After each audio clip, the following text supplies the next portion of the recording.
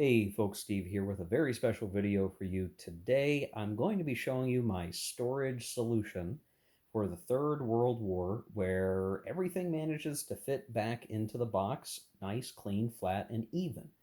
Now I did an unboxing video for this game when it first was published, or rather when the designer signature edition was published by Compass Games.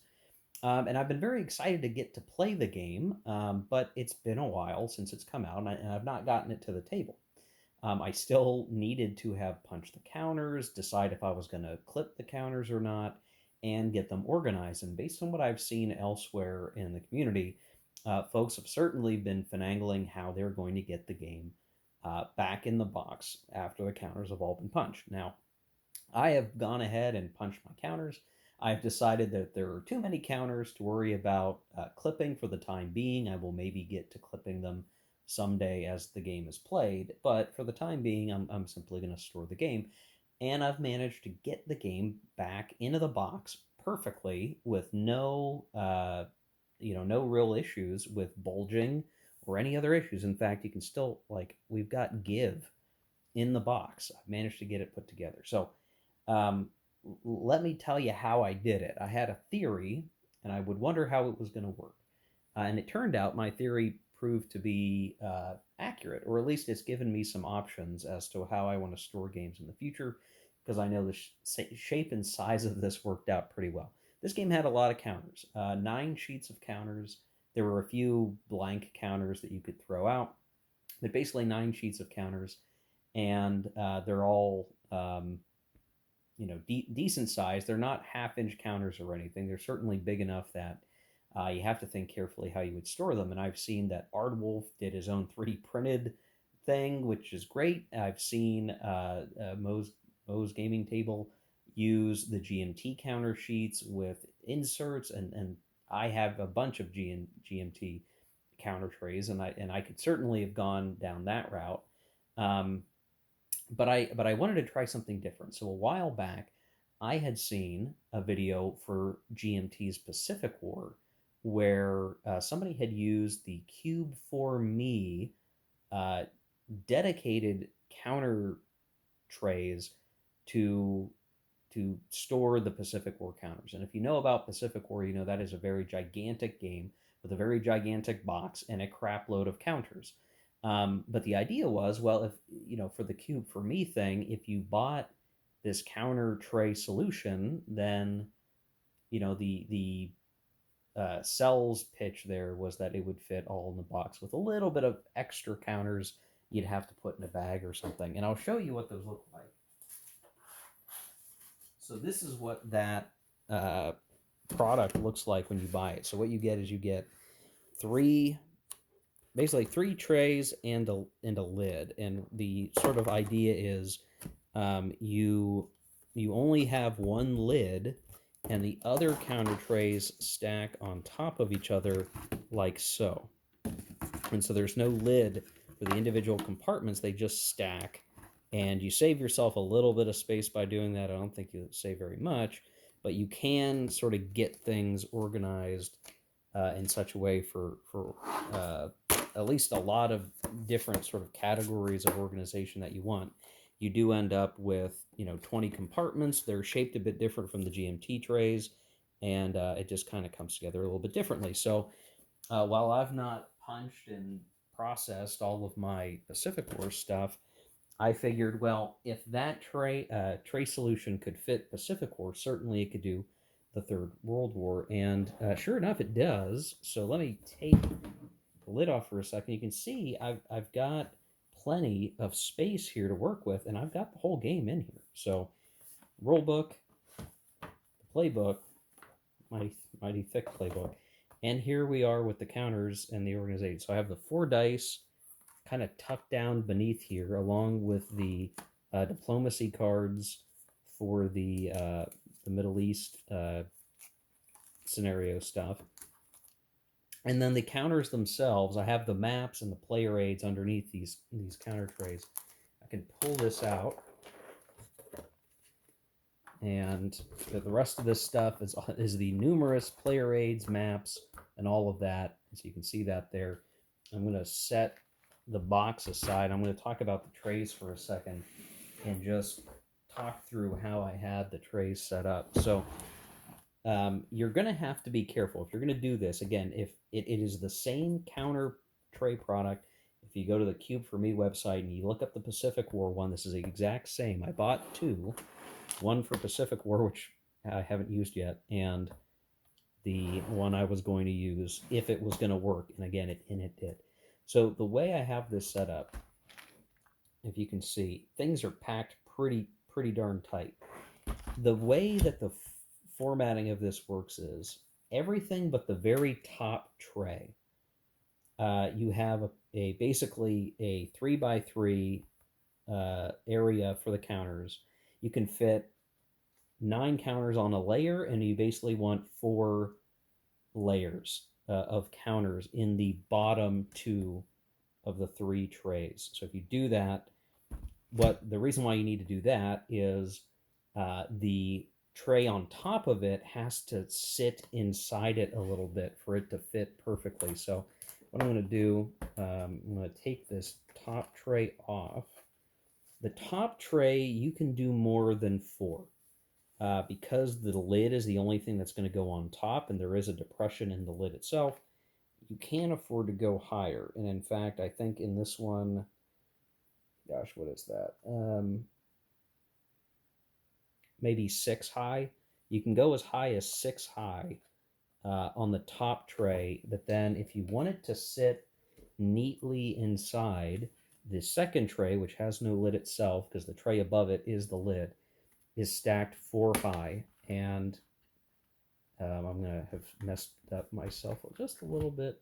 But as I pull this up, you can see I actually have some room to spare, basically, and it got to the point where I could spread out a little bit and have things set up a little bit differently, where I'm not so worried about perfect stacks because I had organized it well enough. So just working our way from the bottom up, I have those sort of odds calculation markers that help you keep track of that spread out here. I have a number of these sort of like barraged markers, the supply markers arrayed in here pretty tight. The step loss markers for the NATO forces begin right here. And then again, that's at most 4 counters high. And then this sits right on top. And similarly, maximum of 4 counters high. We have a lot more of the administrative counters. So we have control markers, we have step losses, we have these X counters, which I need to figure out what they do. Few other administrative counters and step losses for NATO.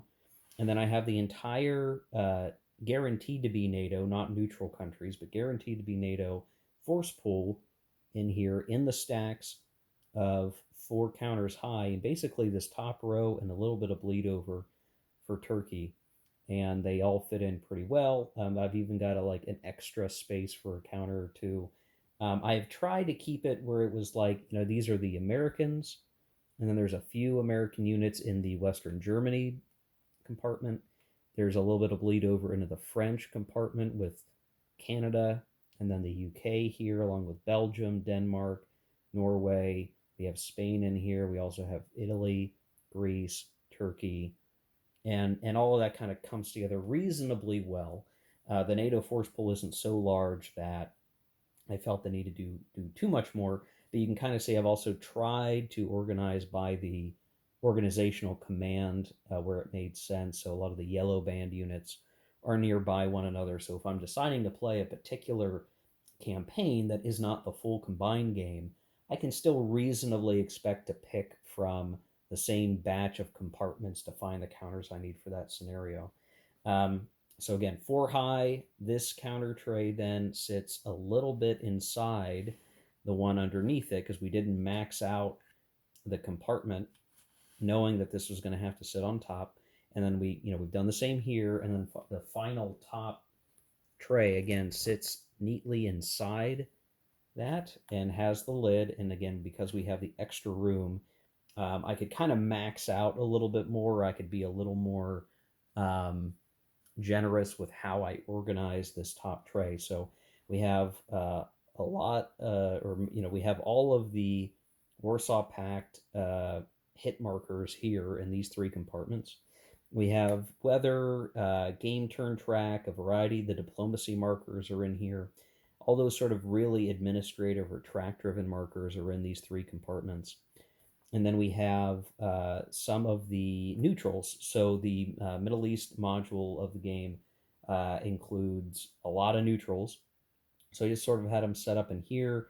I've tried to co-locate them. So like Middle East neutrals are more or less in these three compartments.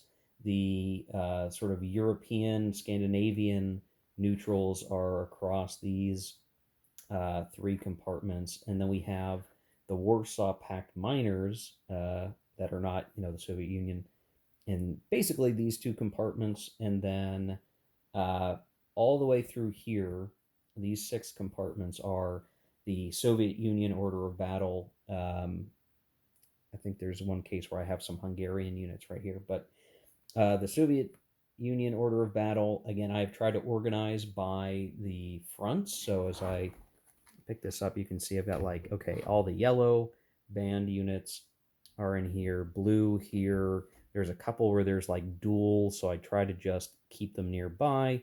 So there's a little fiddling one may have to do if you're looking to play a specific game, but it all managed to fit in here pretty reasonably well.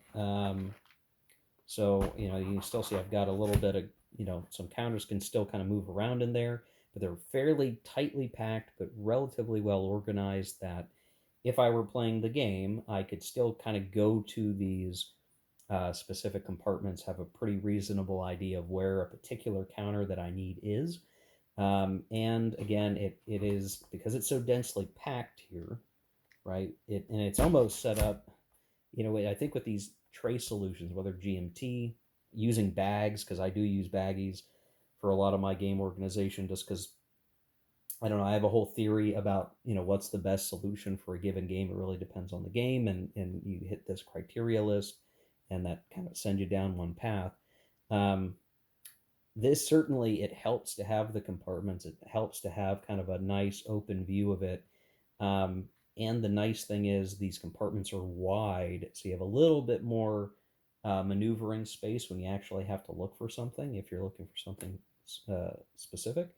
So I'm very happy with this. This worked out very well. I was really uncertain how I was going to get the storage in place for Third World War, because it's such a big game. Not the biggest game I own, but certainly a very large-sized one, and I was worried about how I would get to do it. Now I've got it pretty well organized. If I want to play a scenario, I feel like I could set that up pretty easily with the really great player aid sheets that are in the game. Very, very happy with this. So just again, I can show getting everything back into the box. Might have to adjust the position of those dice, but they kind of fit in quite well. I might put a little stress on the side of the box so I can kind of maneuver these a little bit more. They fit in just great. And then again, the playbook, rule book, if I felt like there was a little bit maybe too much lift there, I could always reverse the spines of these, and the box goes on just ever so perfectly. And again, this is completely, absolutely flush, or as flush as the box can get. And you have, again, there's a little bit of nice give there that it's not bulging the box. So there you go, guys. If you have the Third World War, you've not punched it because you don't know what you're going to do for storage, and you've waited as long as I have to bother punching this thing. Sorry, Compass Games, I would really like to play this soon. That and NATO, the Cold War goes hot, and I've organized that differently in a GMT tray. But here, this really worked out well. So again, if you want to try that out, like I have, and been very happy with that, the way that wound up, you can go to the Cube4Me website. If I can find a good link, I'll put that down in the description below. I have no relationship to Cube4Me. This is not an advertisement or a special thing. I just tried it. I figured it's not labeled for Third World War. At the time that I was, maybe they have one now. I don't know. Maybe someone else has figured this out by the time I'm making this video. But at the time, it was the Pacific War set, and I bought two, thinking it would work. Turned out it did work, and worked perfectly. In fact, absolutely perfectly. And I think it, at least how it compares to a GMT tray, the GMT trays are a little narrower. So to actually find, you may only be able to look at 6 counters at a time per compartment. Here you can look at 9. To me, that's just maybe a little easier on the eyes. I have a ton of GMT counter trays, so there's an expense involved in going for something like this. But if you're curious if it would work, absolutely does. Anyway, that's all I wanted to cover here, folks. Hope this is useful to you. If you were really stuck in the ditch on Third World War organization, here's an easy peasy way to do it. You still got to punch all those counters out, but there's a pretty nice way to keep them organized. So there you go. Take care, folks. Keep gaming.